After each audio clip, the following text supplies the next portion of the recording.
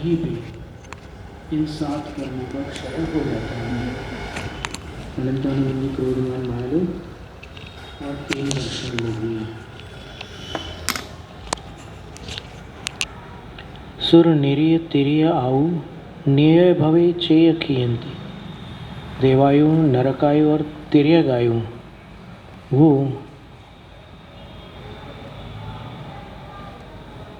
उन्हीं भवों में क्षय को प्राप्त हो जाती है, क्योंकि आयु कर्म की अवधि अल्प है बाकी कर्मों की तुलना में।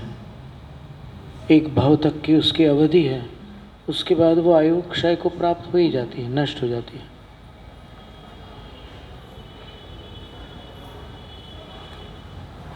सोलह अट्ठे के छक्के के चेय क्षीण मणियट्टी। इसके बाद क्या है?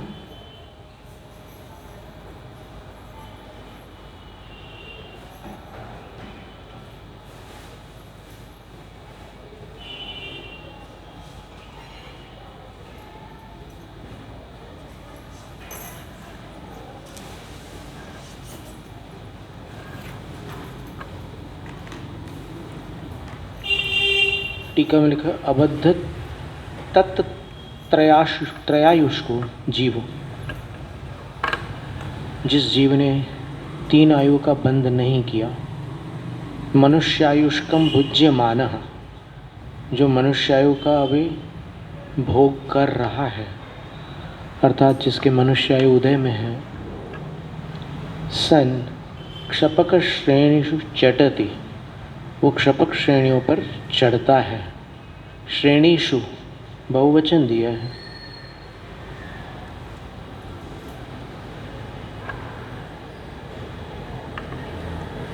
अनिवृत्तिकरणादिषु क्षय योग्य प्रकृतीनाम क्रममाह। अनिवृत्तिकरण आदि में जो क्षय के योग्य प्रकृतियां हैं उनका क्रम कहते हैं। 16 अट्ठे के इत्यादि। सप्त प्रकृतीनाम असंयतादि चतुर्गुणस्थानेषु कस्मिंश्चित् एकस्मिन् क्षपितत्वात्। 7 जो कर्म प्रकृतियां थी जिनके क्षय से क्षयिक सम्यक तो होता था, उनका क्षय असंयत को आदि लेकर 4 गुणस्थानों में किसी एक गुणस्थान में हो जाता है।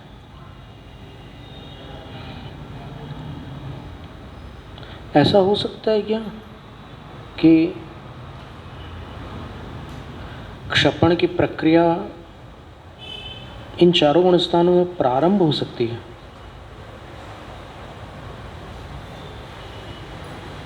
और सप्तम गुणस्थान में क्षपण प्रारंभ किया, फिर छठे में आ गए और वहाँ क्षपण की प्रक्रिया पूर्ण हो गई, ऐसा हो सकता है ना? या छठे में प्रारंभ किया और 7वें में क्षय पूरे हो गया? क्योंकि इसमें कह रहे हैं कि उसी एक गुणस्थान में क्षपण कर रहे हैं। तो नरक तिर्यक देवायुषाम चाबद्धायुष्कत्वेन असत्वात्। नरक तिर्यक और देवायुष इन 3 आयुओं का अबद्ध आयुष्क होने के कारण असत्वात्, सत्व ही नहीं रहता।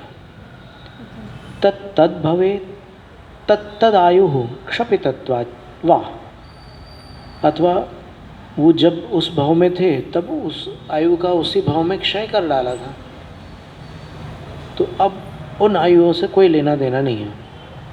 अनिवृत्तिकरण गुणस्थाने षोडश अष्ट एक एकम एकम षट्कम एकम एकम एकम एकम। सत्व प्रकृति विच्छित्ति ही, इतनी प्रकृतियों का सत्व से ही विच्छेद हो जाता है, अर्थात आत्मा के प्रदेशों में ये प्रकृतियां बचती ही नहीं है, पूरी की पूरी नष्ट हो जाती है। अनिवृत्तिकरण गुणस्थान संयमधर क्षपक। कैसा? एक तो आता है प्रस्थापक, यहाँ था पुरुष, निष्ठापक चारों गतियों। तो फिर गुणस्थान बदल सकता है ना। जैसे उदाहरण के लिए कोई मुनिराज प्रस्थापक है, क्योंकि 4 गुणस्थानों में प्रस्थापक है ना, और निष्ठापक अगर कोई मुनिराज सर्वार्थ सिद्धि में या कहीं भी वैमानिक देवों में निष्ठापन कर रहे हैं क्षायिक सम्यक्त की प्रक्रिया का, तो गुणस्थान तो बदला ना। तो एक गुणस्थान में ही क्षायिक सम्यक्त होगा एक जीव को, ऐसा नियम कैसे प्रमाणित हो सकता है?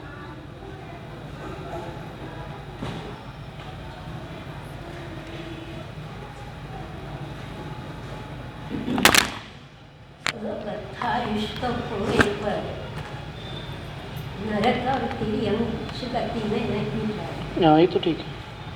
अब रही बात देवगति, मनुष्यों से मनुष्य में ही नहीं जाएगी, देवगति में जाना है। आप जैसे कह रहे थे मुनि हैं, पुरुषन से ही चढ़कर वापस लौट आए, और श्रेणी अगर ना भी चढ़े हो तो भी गुणस्थान तो 6ठा 7वां ही है ना। वहाँ क्षायिक सम्यक दर्शन प्राप्त कर रहे हैं, प्रस्थापक हो चुके हैं, और निष्ठापक किसी भी गति में हो सकते हैं। निष्ठापक मतलब देव गति में होंगे वो, क्योंकि अभी उनको मुनि अवस्था से देव गति में ही जाना होगा, संयत है इसलिए। तो अगर देवायु प्राप्त करके निष्ठापन करेंगे तो फिर सप्तम से चौथा हुआ कि नहीं, या छठे से चौथा हुआ कि नहीं? कृतकृत्य वेदक होकर ही मरण होता है ना, उसके पहले तो मरण नहीं होता।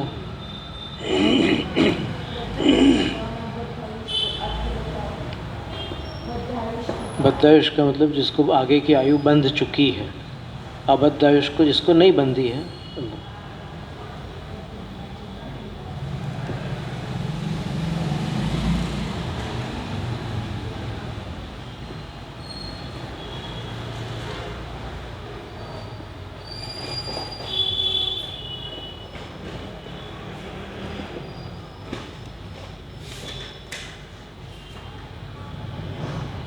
अनिवृत्तिकरण के 7 भाग किए, 8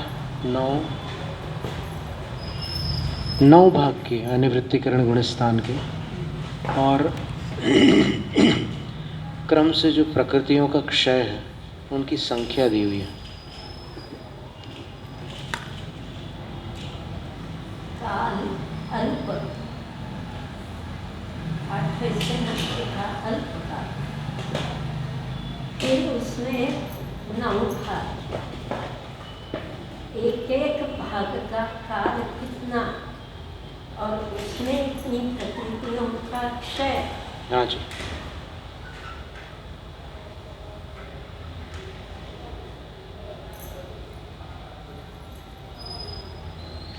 गुणस्थान का कुल काल भी अंतर्मुहूर्त है, और फिर उसके जो 9 भाग किए हैं वो भी अंतर्मुहूर्त के अंतर्गत आने वाले अंतर्मुहूर्त हैं।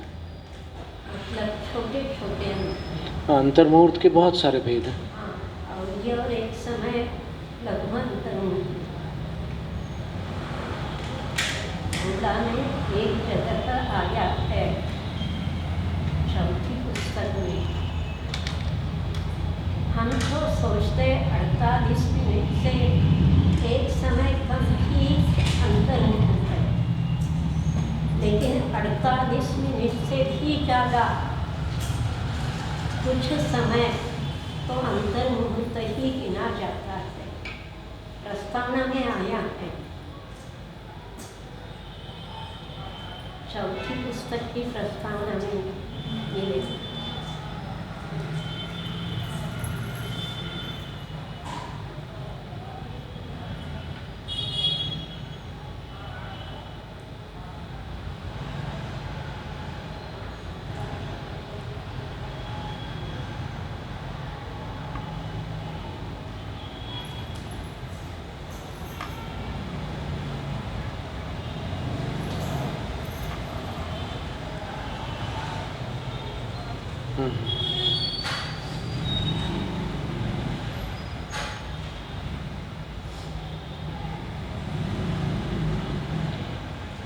अंतर्मुहूर्त में एक समय कम को भिन्न मुहूर्त कहा हाँ मूलाचार ग्रंथ में।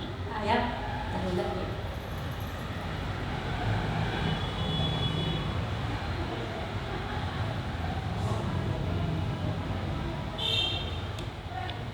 कुछ तकलीफ हो तकलीफ नहीं हो रही है, दंश मशक परिचय।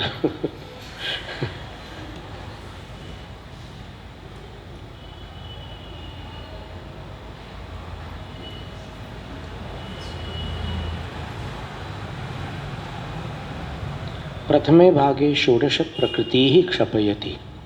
अनिवृत्ति गुणस्थान के पहले भाग में 16 प्रकृतियों का क्षपण करते हैं।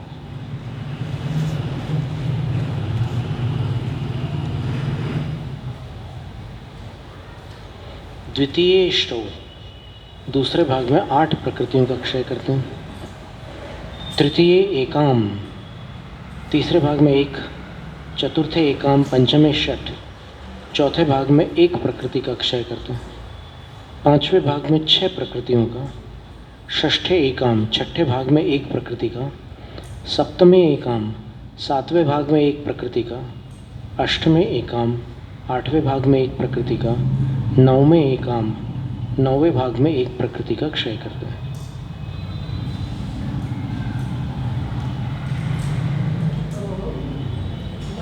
कक्षाएं को छोड़ गए, बाकी की 27 प्रकृतियां गई।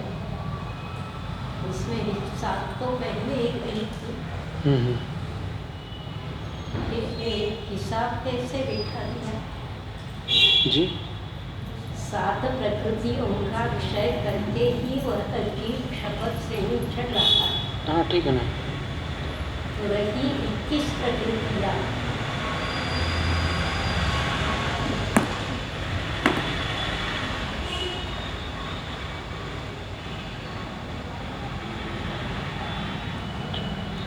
इस प्रकृतियों का मेल कैसे देखा?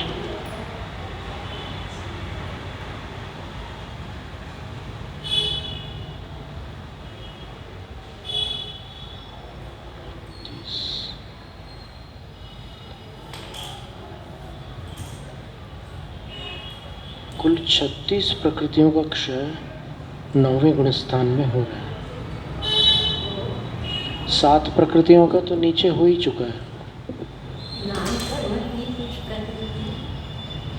हाँ अब उनके नाम अपन सूची में देख लेते हैं। क्योंकि 63 प्रकृतियों का क्षय का गया केवल ज्ञान से पहले। हाँ ठीक है ना।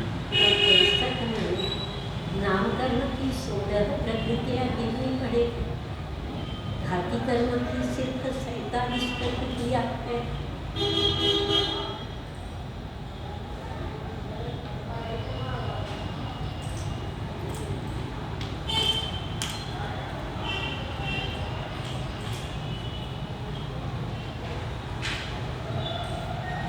ये चार्ट दोबारा बनाना पड़ेगा ऐसा लग रहा है, क्योंकि इस चार्ट में सत्व विच्छित्ति अनिवृत्तिकरण में 0 लिखी है,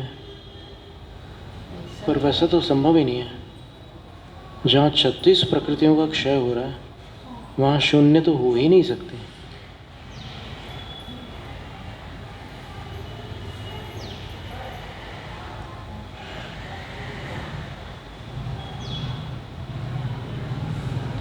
तो सारे श्रोता भी ये चार्ट जिनको मिला हो वो इसको अंतिम न समझे, इसमें अभी कुछ संशोधन शेष है।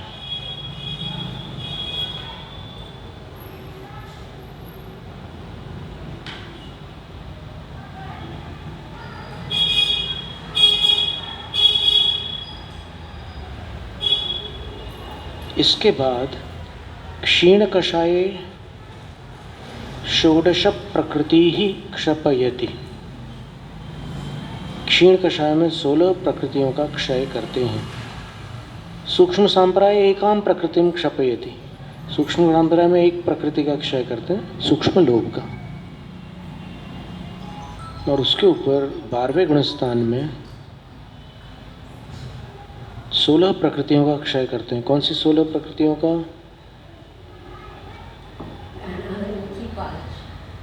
अंतराय की 5, दर्शनावरण की 4, ये तो 14 पद की है। ये 14 हो गई। और निद्रा और प्रचला, इसका मतलब 3 महानिद्रा पहले गई। नहीं, 1 मिनट। हाँ, तो दर्शनावरण की 4 प्रकृतियाँ अलग हैं और ये निद्रा और प्रचला अलग है प्रकृतियाँ। 4 तो जो है चक्षुर दर्शनावरण, अचक्षुर दर्शनावरण, अवधि दर्शनावरण और केवल दर्शनावरण है। तो इन चारों को तो ले ही रहे हैं वहाँ पर, तो 14 हो रही है। पर इसमें 2 और जोड़ना है दर्शनावरण की प्रकृतियों में, निद्रा और प्रचला, क्योंकि 12वें गुणस्थान के उपांत्य समय में निद्रा और प्रचला का क्षय होता है, अपन ने पढ़ा है। तो 3 महानिद्रा पहले गई। 3 महानिद्रा तो 8वें गुणस्थान में चली गई। हाँ, 8वें गुणस्थान में नहीं, 1 मिनट। पर 8वें गुणस्थान में तो एक भी प्रकृति का क्षय नहीं है, तो फिर 9वें में क्षय होगा। 9वें में जो 36 प्रकृतियों का क्षय बता रहे हैं, उनमें कहीं आएगी ये निद्रा और निद्रा प्रचला प्रचला और स्थान वृद्धि। चारित्र मोह की 30, 90 में।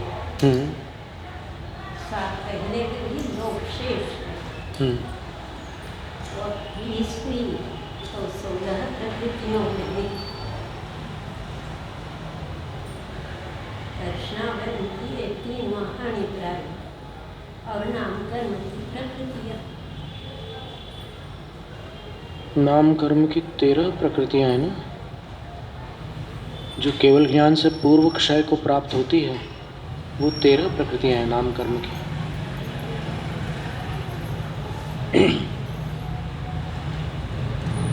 और शेष घाती कर्म की प्रकृतियाँ हैं पूरी।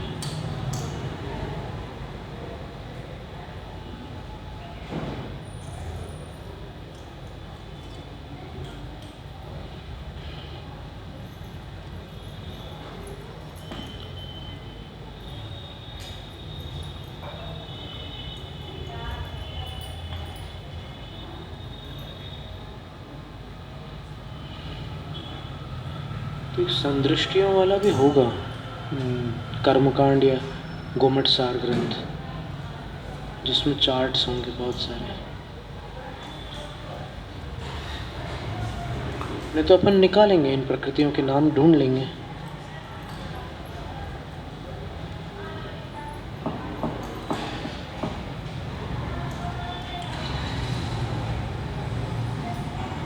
फिर अयोगे द्विचरम समय 2 प्रकृति ही क्षपेत। 13वें गुणस्थान में किसी कर्म का क्षय नहीं होता। 14वें गुणस्थान में द्विचरम समय में 72 प्रकृतियों का क्षय होता है। चरम समय 13 प्रकृति ही क्षपेत और अंतिम समय में 14 प्रकृतियों का क्षय करते हैं, 13 प्रकृतियों का क्षय करते हैं। सर्वार्थ सिद्धि में जो आया है 10वें अध्याय में, मोह क्षया ज्ञान दर्शनावरणांतराय क्षयाच्च केवलम जी। वहाँ पर 63 प्रकृतियों का वर्णन जरूर मिलेगा। हाँ, जरूर मिलेगा। ऐसे इसका वर्णन कार्तिकेय अनुप्रेक्षा की टीका में भी है, अनेक स्थानों पर है। सर्वार्थ सिद्धि में तुरंत मिलेगा। निकालते हैं।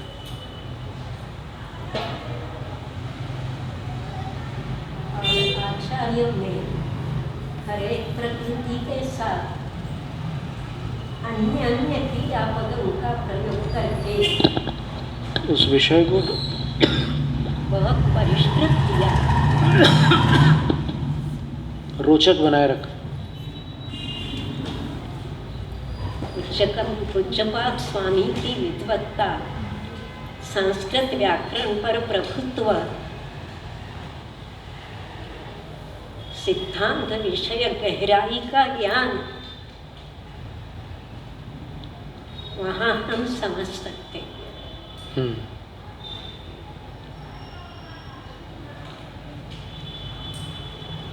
जैसे सहस्रनाम पढ़ते समय जिनसेन स्वामी की विद्वत्ता,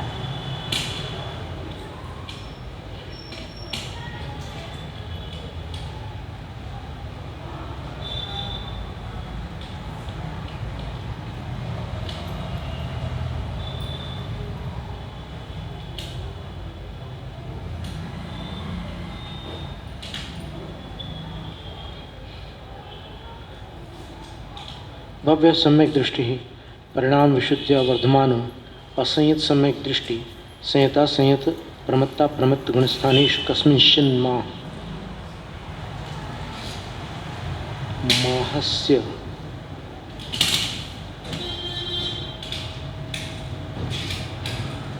सप्त प्रकृति ही क्षयमुपनीय।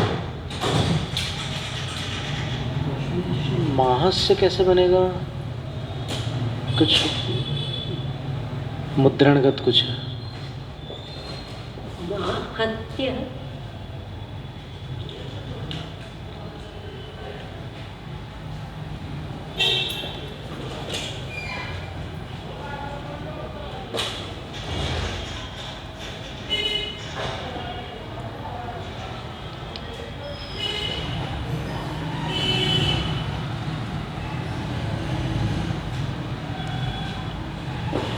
कश्मीर मोहस्य सप्त प्रकृति, वो ऊपर का ओ छूट गया था, माहस्य हो गया। मोह से सप्त प्रकृति ही क्षय उपनीय, मोह की 7 प्रकृतियों का क्षय प्राप्त कराकर क्षयिक सम्यक दृष्टि भूतवा, क्षयिक सम्यक दृष्टि बनकर क्षपक श्रेण्यारोहणाभिमुखोध प्रवृत्ति अधः प्रवृत्ति विसर्गुणत प्रवृत्त करणम अप्रमत्त स्थाने प्रतिपद्य। क्षपक श्रेणी पर आरोहण करने के अभिमुख होकर पहले सप्तम गुण स्थान में ही 3 करणों में से अधः प्रवृत्त करण को संपन्न करते हैं। प्रतिपद्य, फिर अपूर्व करण प्रयोगेण, फिर अपूर्व करण के प्रयोग पूर्वक अपूर्व करण लक्षण, अपूर्व करण क्षपक गुणस्थान व्यपदेशम अनुभूय, फिर अष्टम गुणस्थान की संज्ञा को प्राप्त होकर उसका अनुभव करके तत्राभिनव शुभाभिसंधि तनुकृत पाप प्रकृति स्थित अनुभागो, वहाँ पर नवीन शुभ भाव के द्वारा कृश कर दिया है पाप प्रकृतियों के स्थिति और अनुभाग को जिन्होंने, ऐसे वे मुनिराज विवर्धित शुभ कर्मानुभावों, बढ़ा दिया है शुभ कर्म का प्रभाव जिन्होंने, ऐसे वे मुनिराज अनिवृत्तिकरण प्राप्त्या, अनिवृत्तिकरण की प्राप्ति पूर्वक अनिवृत्ति बादर सांप्रायक क्षपक गुणस्थान मधिरूह्य, 9वें गुणस्थान पर अधिरूढ़ होकर आरोहण करके तत्र वहाँ कषायाष्टकं नष्टं कृत्वा, 8 कषायों को नष्ट करके नपुंसक वेद नाशम समापाद्य, फिर नपुंसक वेद के विनाश को प्राप्त होकर स्त्री वेदम उन्मूल्य, स्त्री वेद को जड़ से उखाड़कर 9 कषाय षटकम, 6 9 कषायों को पुम वेदे प्रक्षिप्य, 6 9 कषायों को ऐसे नष्ट नहीं करते, उनको पुरुष वेद में उनके परमाणुओं को डाल देते हैं। तो वो एक प्रकार का संक्रमण हो गया, उनको पुरुष वेद बना डालते हैं। 6 9 कषायों को पुरुष वेद बना देते हैं। बीच में एक सूचना है, अभी आपने पढ़ा विशुद्धि बढ़ाकर या शुभ परिणाम करके, हाँ, जो शुभ परिणामों को इतना हेय बताते, हाँ, बस वही बात है। उनको ये जानना होगा कि जिनको अध्यात्म में शुद्ध परिणाम कहा जा रहा है वो सिद्धांत में शुभ परिणाम ही है। स्वयं शपथ श्रेणी पर चढ़ने वाले मुनिराज वो भी शुभ परिणाम में है। ये इन परिणामों का आलंबन लेकर ऊपर जा रहे हैं। जब तक मंद राग है तब तक शुभ परिणाम है, जहाँ वीतराग है वहीं शुद्ध परिणाम है सिद्धांत में। तो शुद्ध परिणाम 11वें गुणस्थान से नीचे नहीं है। अभी अपन आगे पढ़ रहे हैं ना, देखिए और शब्द देखिए आप, पूज्यपाद आचार्य महाराज ने जो शब्द लिखे उस पर ध्यान दें। आगम भाषा, अध्यात्म भाषा, अरे ये सब तो क्या है कि सिर्फ वो क्या है कि तुलनात्मक और फिर ऐसा शोधपरक अध्ययन नहीं है, वो जस्ट वो चल रहा है, एक रौड़िक चल रही है एक पद्धति। कोई बात नहीं, अभी भी अवसर है, जब तक जीवन है तब तक अवसर है। फिर कह रहे हैं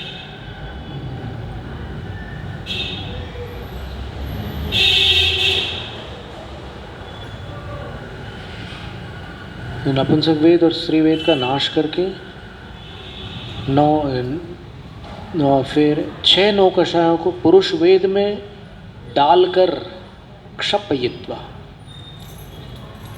मतलब 6 नौकषायों का क्षपण कैसे किया उन्होंने? उन्होंने उनके परमाणुओं का नाश नहीं किया, आत्मा से पृथक नहीं किया, उनको पुरुष वेद में डाल दिया 6 नौकषायों को। तो अब वो जो परमाणु थे 9 नौकषायों के, वो पुरुष वेद के परमाणु बन गए, तो उनका अस्तित्व तो समाप्त हो गया। 6 नौकषायों का वो क्षपण हो गया। पहले का सत्व स्वमुख से जाता है, नया जो है बंधावली रूप, उसे पुरुष वेद में उस द्रव्य को डालकर क्षपण करते हैं। अच्छा,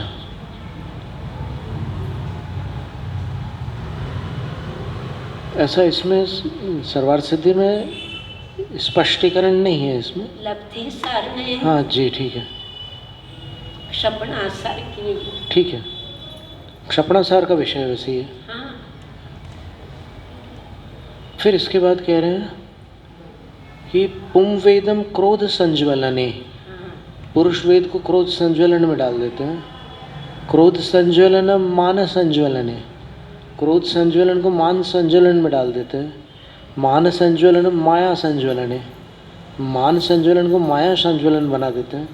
और माया संज्वलन च लोभ संज्वलने क्रमेण बादर कृष्टि विभागेन विलयम उपनीय, क्रम से बादर कृष्टि विभाग पूर्वक विलय को प्राप्त कराकर लोभ संज्वलन तनुकृत्य, लोभ संज्वलन को तनु यानी स्मिक सूक्ष्म कर देते हैं, कृश कर डालते हैं। तो फिर सूक्ष्म सांप्राय क्षपकत्वम अनुभूय, फिर दशम गुण स्थान हो जाता है, सूक्ष्म लोभ हो गया। निरवशेषम मोहनीयम निर्मूल काशं कषित्वा, फिर संपूर्ण मोहनीय को जड़ से ही नष्ट करके क्षीण कषायताम अधिरूह्य, क्षीण कषाय पने पर अधिरूढ़ होकर अवतारित मोहनीय भारह, उतार दिया है मोहनीय का भार जिन्होंने। ऐसे होते हुए निरवशेषम नहीं, उपांत्य प्रथमे समये, 12वें गुणस्थान के उपांत्य दो समय है ना, उपांत्य समय, तो उसमें से जो प्रथम समय है वहाँ पर निद्रा प्रचले प्रलयम उपनीय, निद्रा और प्रचला का क्षय कर डालता है। फिर पंचानाम ज्ञानावरणाम चतुर्णाम दर्शनावरणाम पंचानाम अंतरायणाम च अंतम अंते समुपनीय, इन 14 प्रकृतियों का अंत में अंत प्राप्त करके तदनंतरम उसके पश्चात ज्ञान दर्शन स्वभाव केवल पर्याय म प्रतर्क्य विभूति विशेषम अवाप्नोति। केवल पर्याय को, कैसी है केवल पर्याय? अप्रतर्क्य है विभूति विशेष जहाँ पर, अर्थात उस विभूति के बारे में कोई बुद्धि से तर्कणा करना चाहे तो वो उससे परे है, ऐसी विभूति विशेष को अवाप्नोति, वो प्राप्त हो जाते हैं, केवली भगवान हो जाते हैं। अप्रतर्क्य अकार तो नकार वाला आया, प्र उपसर्ग लगाकर तर्क दिए हैं, तर्क दिया, इसका मतलब बड़े से बड़े तर्क भी वहाँ पर निष्फल हो जाते हैं। कैवल्य विभूति का अनुमान हम नहीं लगा, बिल्कुल ठीक है। ऐसी विभूति प्राप्त किए, वहाँ पहुँच गए, तभी तो समंतभद्र स्वामी ने लिखा असीस्म कैवल्य विभूति सम्राट स्वयंभू स्तोत्र। श्रेयांसनाथ भगवान ततस्त्वमर्हन् नसि मे स्तवार्हः, इसलिए हे अर्हन आप मेरे लिए स्तवार्ह हैं, स्तव के योग्य हैं, मेरे स्तव के योग्य हैं।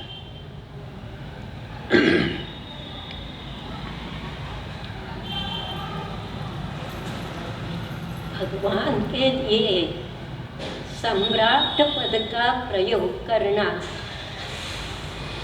मतलब कैवल्य विभूति कितनी बड़ी है, उसे प्राप्त करने हेतु ठीक है, कितना बड़ा लंबा सफर और पुरुषार्थ करना पड़ेगा। स्वयमेव हो जाता है। ऐसी भाषा जो बोलते हैं, उनका उत्तर अकलंक देव ने दिया है राजवार्ति में, अकाल नियमाच्च निर्जरायाः। निर्जरा कभी सकाल निर्जरा से कभी मोक्ष नहीं होता, अकाल निर्जरा से ही मोक्ष होता है। काला नियमाच्च निर्जरायाः, काल का अनियम है निर्जरा के लिए। अगर सकाल में निर्जरा होगी तो वो संसार का कारण बनेगी, अकाल में निर्जरा होगी तो मोक्ष। बहुत बड़ी बात है। इसीलिए क्रमबद्ध पर्यायवादी बात का खंडन हो जाता।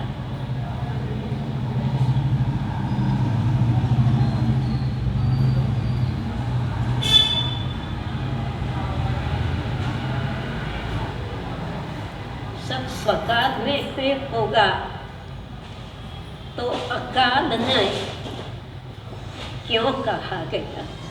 और अनियत पर्याय, पर्यायों के जो भेद हैं उनमें एक भेद अनियत पर्याय भी है। वो क्या वस्तु है? अगर सब कुछ नियत है तो अनियत पर्याय नाम की कोई चीज़ है जो भगवान प्रणीत है, भगवान द्वारा प्रणीत है, वो क्या है? अब वो जो 16 प्रकृतियाँ नष्ट होती है 9वें गुणस्थान में सर्वप्रथम, उनका नाम है। अभी सबसे पहले तो ये बहुत सुंदर वर्णन है। 9वें गुणस्थान में 9 भाग है, तो 9 भागों में पहले भाग में 16 प्रकृतियाँ नष्ट होती है, दूसरे भाग में 8 प्रकृतियाँ नष्ट होती है, फिर एक एक होकर फिर एक बीच में 6 प्रकृतियाँ नष्ट होती है, और फिर बाकी सब में एक एक प्रकृतियाँ नष्ट होती है। ऐसे 9 भाग हैं। तो बोले कर्माभावो द्विविधः, कर्मों का जो अभाव होता है उसके 2 भेद हैं। यत्न साध्यो यत्न साध्यश्चेति, एक यत्न साध्य यानी पुरुषार्थ द्वारा साधा जाने वाला कर्मक्षय, और दूसरा अयत्न साध्य बिना पुरुषार्थ के ही वो सिद्ध हो जाता है।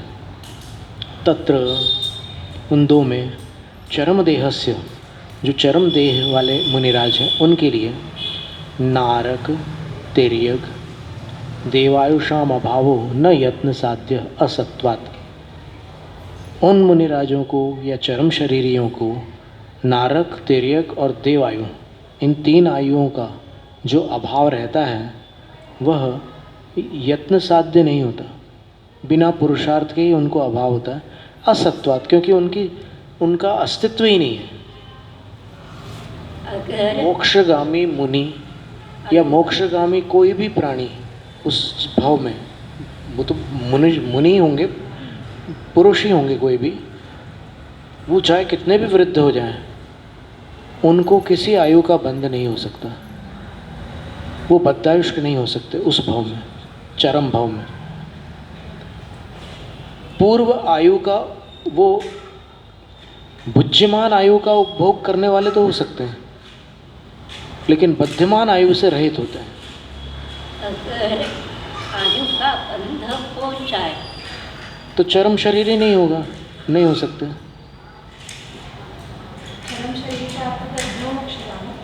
अंतिम शरीर वाले चरम शरीरी, चरम शरीर यानी अंतिम शरीर, और चरम शरीरी यानी उस अंतिम शरीर वाले। ज्ञान ज्ञानी, शरीर शरीरी।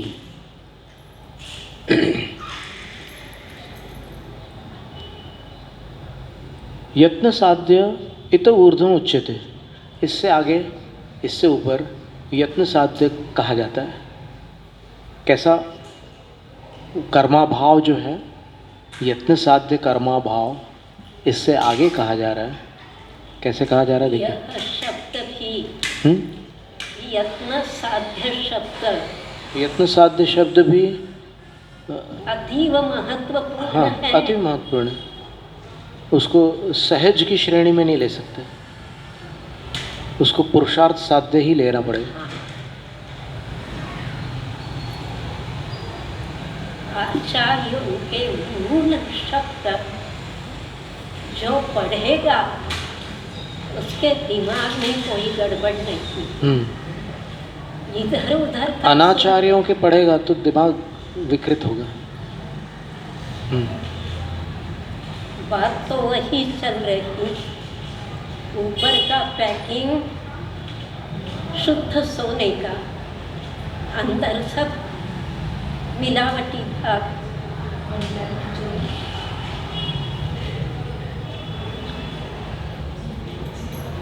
असंयत सम्यक दृष्टियादिषु चतुर्षु गुणस्थानेषु कस्मिंश्चित्, चौथे से सातवें गुणस्थान में से किसी एक गुणस्थान में सप्त प्रकृति क्षय क्रियते। यहाँ पर कस्मिंश्चित् फिर एक वचन है, इसका मतलब यह है कि क्षय वहाँ होगा किसी एक गुणस्थान में। क्षय का प्रस्थापन कहीं भी हो सकता है ना, निष्ठापन नहीं प्रस्थापन, ये निष्ठापन एक गुणस्थान में होगा, प्रस्थापन उससे भिन्न गुणस्थान में भी तो हो सकता है ना। हो सकता। तो इसका यहाँ पर इस कथन का अभिप्राय ये ग्रहण न किया जाए कि जिस गुणस्थान में प्रस्थापन किया है उसी गुणस्थान में निष्ठापन भी नियम से होगा, ऐसा कैसे हो सकता है? क्योंकि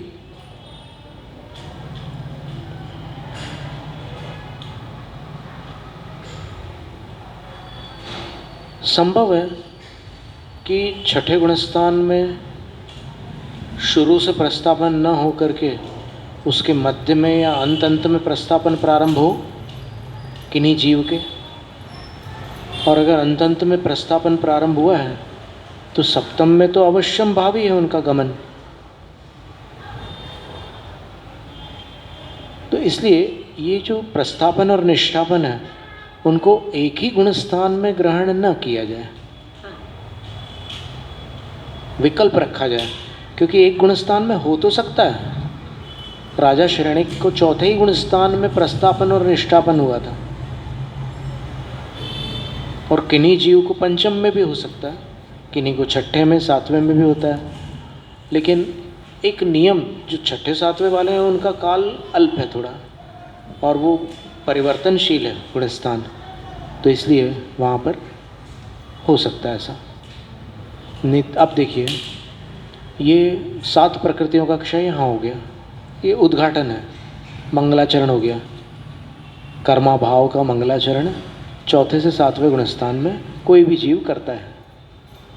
अब इसमें यह भी संभव है कि कोई द्रव्य से मुनि हुए और भाव से चौथे गुणस्थान में हो, तो भी क्षयिक सम्यक दर्शन की घटना हो सकती है।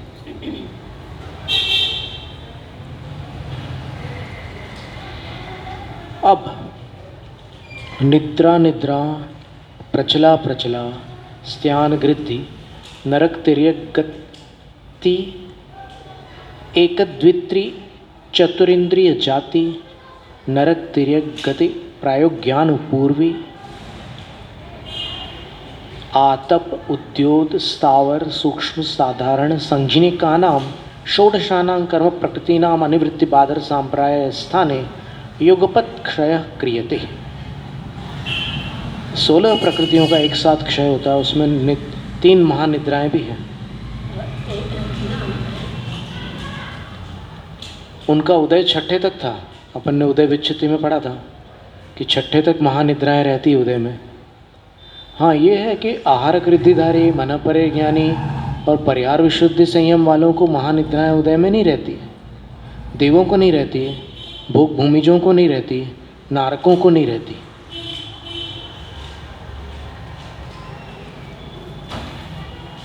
गणधरों को नहीं रहती। हाँ।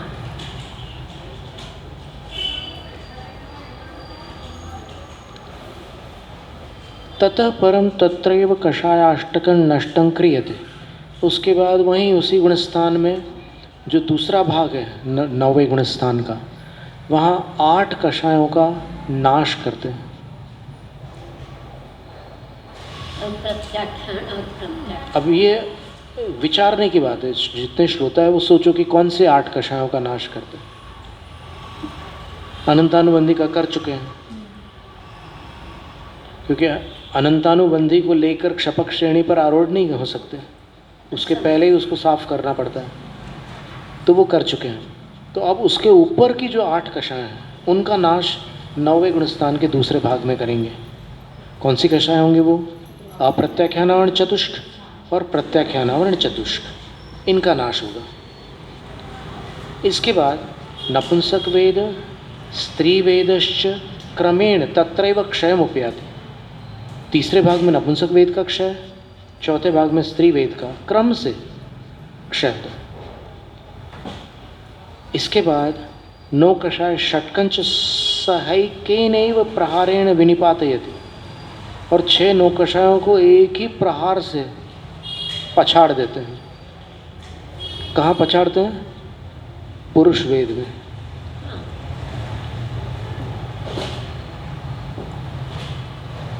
आप कौन सा बोल रहे थे? बद्धमान को करते हैं ऐसा, या फिर जो बद्ध है उसको?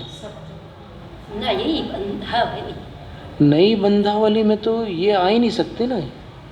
इन कषायों का जो बंध विच्छेद है वो तो निचले गुणस्थान में है। अब प्रत्याख्यानावरण का बंध, और नहीं, ये नपुंसक वेद और स्त्री वेद का जो बंध है, हास्य षटक, हास्यादि, अच्छा, हाँ, हास्यादि षटक, इनका बंध भी देखिए, इनमें से जो शोक है, अरति है, वो प्रमत्त गुणस्थान तक बनते हैं। तो वो 6 प्रकृतियों के नाम अपने को स्मरण करने होंगे।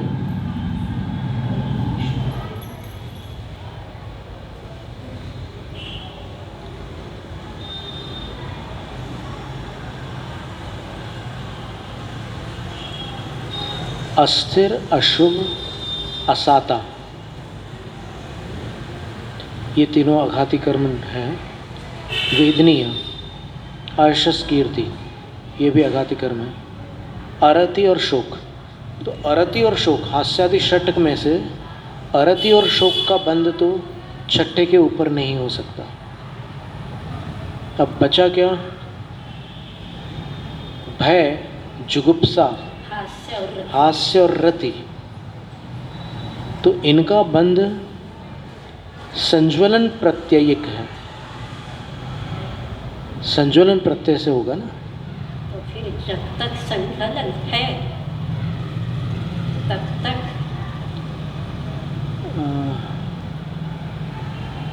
संज्वलन से बंधने वाली 58 प्रकृतियां हैं।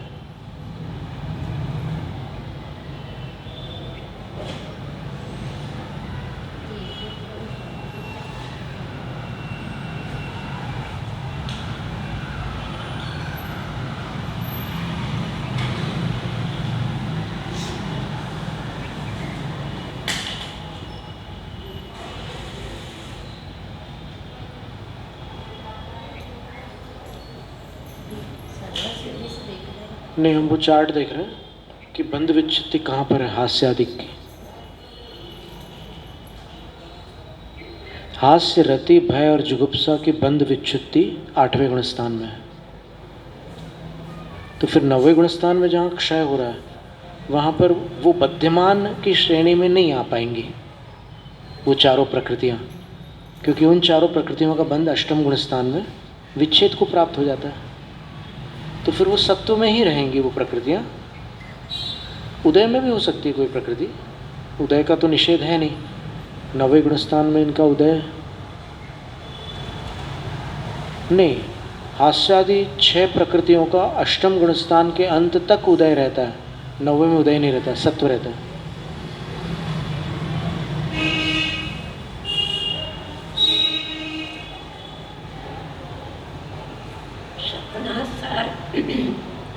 स्वप्नासार देखकर आऊंगी। ठीक है।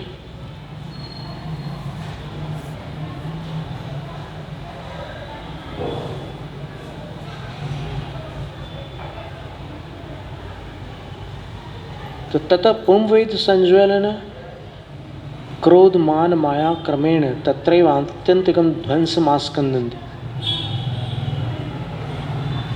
पुरुषवेद संज्वलन क्रोध मान माया ये भी क्रमशः उसी नवम गुण स्थान में आत्यंतिक ध्वंस को प्राप्त करते हैं। अर्थात ये चार प्रकृतियां भी, जैसे उसमें जो बताया था ना क्रम, पुरुष वेद को संज्वलन क्रोध में डालते हैं, संज्वलन क्रोध को संज्वलन मान में डालते हैं, संज्वलन मान को संज्वलन माया में डालते हैं, और संज्वलन माया को संज्वलन लोभ में डालते हैं। फिर संज्वलन लोभ को सूक्ष्म कृष्टि विधान से तनुकृत करते हैं, अर्थात सूक्ष्म कर देते हैं। पादर लोभ को सूक्ष्म लोभ बना देते हैं, तो नवा गुणस्थान समाप्त हो जाता है। जैसे सूक्ष्म लोभ होगा तो सूक्ष्म सांप्राय गुणस्थान हो जाएगा। और लोभ संज्वलनम सूक्ष्म सांप्रायांते यात्यंतम, सूक्ष्म सांप्राय के अंत में लोभ संज्वलन भी अंत को प्राप्त हो जाता है। निद्रा प्रचले, निद्रा और प्रचला, क्षीण कषाय वीतराग छद्मस्थस्य उपान्त्य समये प्रलयम उपव्रजतः। निद्रा और प्रचला क्षीण कषाय गुणस्थान के अंत के दो समयों में से जो पहला समय है वहाँ प्रलय को प्राप्त हो जाती हैं। पंचानाम दर्शनावरणाम, पंचानाम ज्ञानावरणाम, चतुर्दर्शनावरणाम, पंचानाम अंतरायणम, ये 14 प्रकृतियों में तस्यैव अंत्य समये, 12वें गुणस्थान के अंतिम समय में प्रक्षयो भवति, उनका प्रक्षय हो जाता है।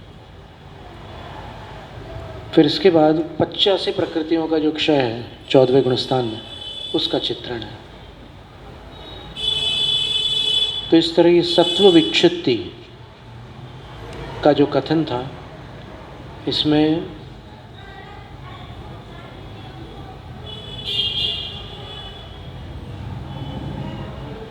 ये पूरा विस्तार से अपन ने समझा।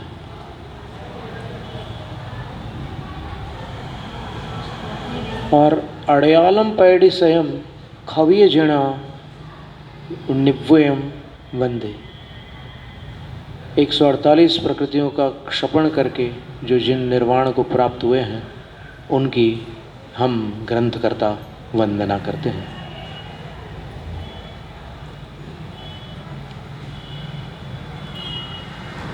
अब इनमें आहारक प्रकृति का बंध सभी मोक्षगामी जीवों को होता है क्या? तो फिर जो ये 13 प्रकृतियों का क्षय बताया अंत में, उनके स्थान पर जिनको न तो तीर्थंकर प्रकृति का बंध हुआ है न आहारक द्विक का बंध हुआ है, उनको केवल 10 प्रकृतियों के क्षय से निर्वाण हो जाएगा ना।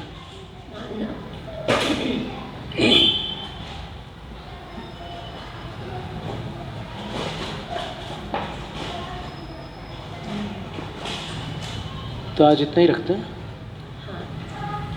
एक बहुत अच्छा प्रकरण था ये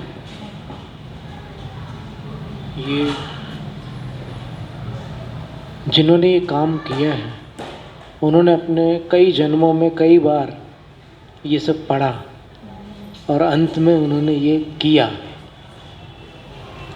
और करने से ही वो वहाँ विराजमान हुए। तो अपना नंबर देखते हैं कब लगता है।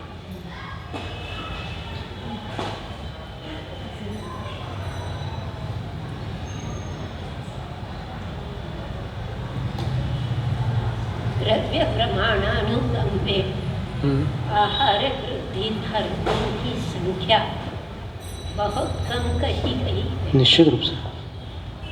तो फिर सब लोग कैसे करें?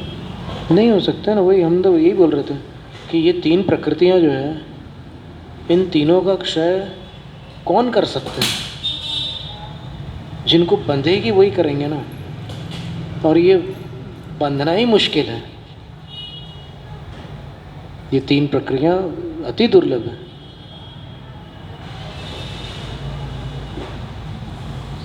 तीर्थंकर प्रकृति सम्यक्त प्रत्यय से बनती है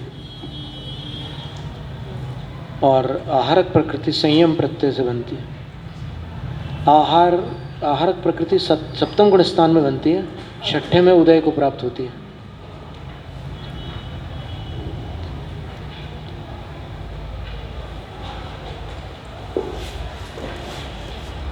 एक भी संवत्सर स्थित मुनियों की संख्या में आहार रिद्धि धारकों का नाम नहीं आया, और 64 रिद्धियों में नहीं आया।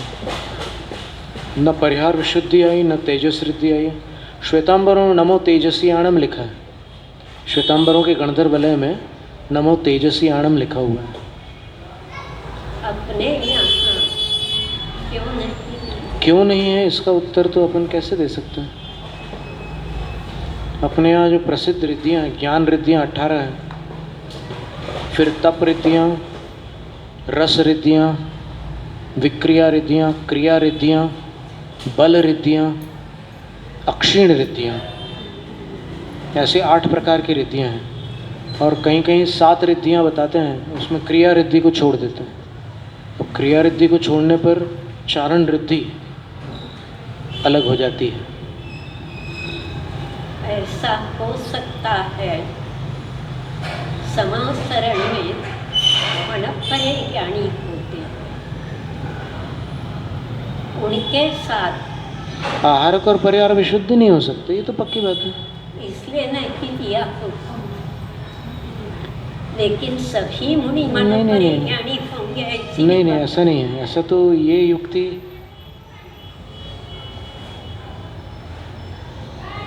समासरण स्थित सभी मुनिराज मनपरे नहीं, ज्ञानी नहीं, बिल्कुल नहीं। मनपरे ज्ञानी पार्श्वनाथ भगवान के समासरण में 700 कुछ थे, सबसे कम मनपरे ज्ञानी थे। बाकी श्रुत केवली कितने थे, और कई तो हजारों हजारों मुनियों की संख्या है वहाँ। जबकि परिहार विशुद्धि चारित्र मुनिराज वर्ष पृथक्व काल तक भगवान के पास ही रहते, बिल्कुल रहते हैं वहाँ, होंगे तो सही। बस उस संख्या की जो गणना देते हैं वो, उसमें उनको वो प्रदान नहीं करते होंगे। अभी पार्श्वनाथ भगवान के चरित्र को पढ़ा था तो उसमें चारण रिद्धिधारियों की संख्या भी नहीं दी थी, जबकि कहीं कहीं चारण रिद्धिधारियों की संख्या दी हुई है। तो वहाँ पर केवल 6 ही प्रकार के साधुओं का वर्णन था। केवली, श्रुत केवली, अवधिज्ञानी, मनपरिज्ञानी, शिक्षक, वादी और बस 6 ही हो गए। चारण रिद्धिधारी और कौन शेष रह गया? विक्रिया रिद्धिधारी। विक्रिया रिद्धिधारियों की संख्या तो दी है, तो 7 प्रकार के साधुओं की संख्या हो गई। पार्श्वनाथ भगवान की कथा में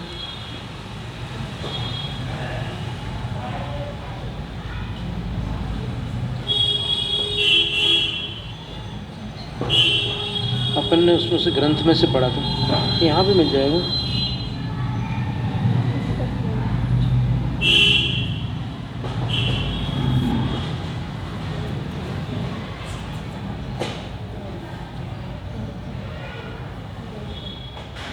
मिल गया।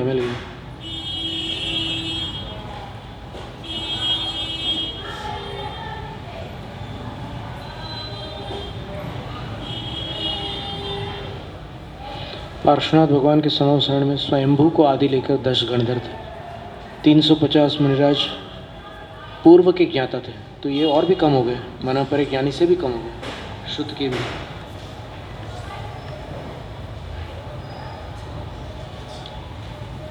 10,900 शिक्षक थे, अर्थात उपाध्याय।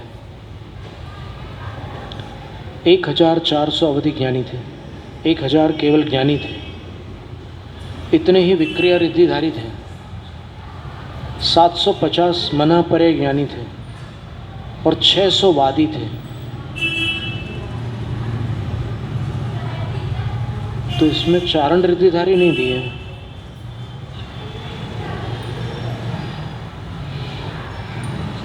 चारण रिद्धिधारियों की संख्या आई है कहीं पर तीर्थंकर के समावसरण में? नहीं, अन्य कथाओं में कहीं भी ज़्यादातर नहीं।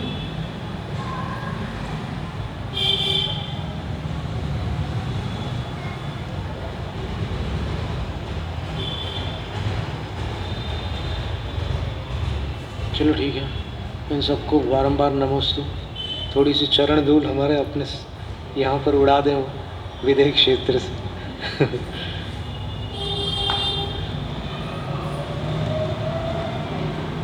स्वाध्याय निष्ठापन क्रिया श्रुत भक्ति का उत्सर्गम करूँगा।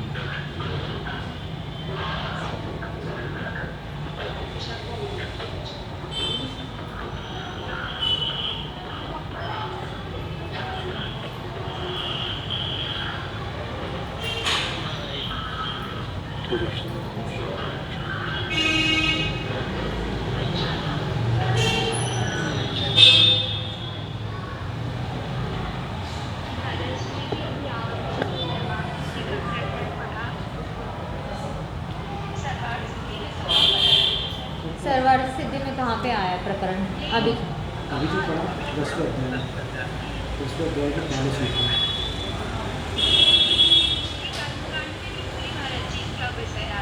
कर्मकांड में भी तो सब दी हुई ना, 17 विच्छित्ति की पूरी तालिका है ना।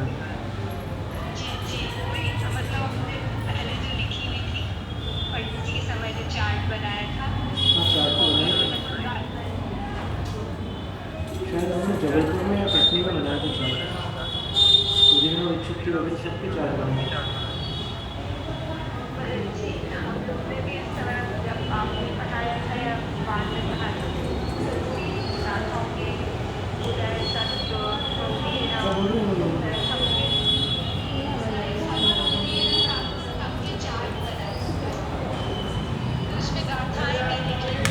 धीरे धीरे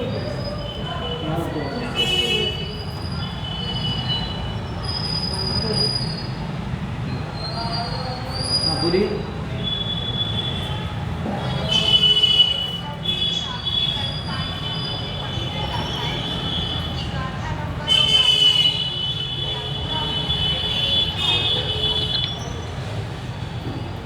बहुत अच्छा,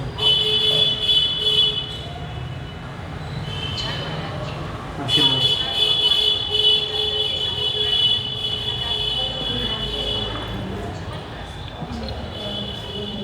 क्या बोला आपने?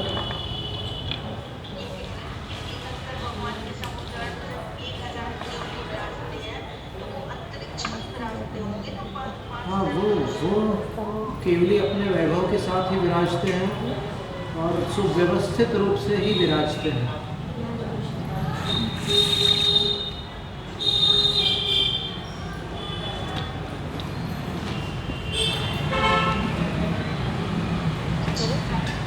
ठीक है।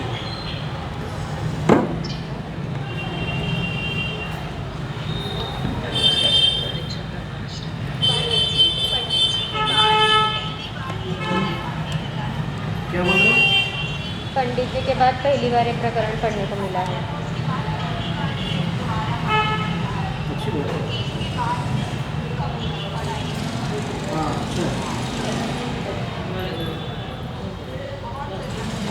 अच्छा। ठीक, हाँ।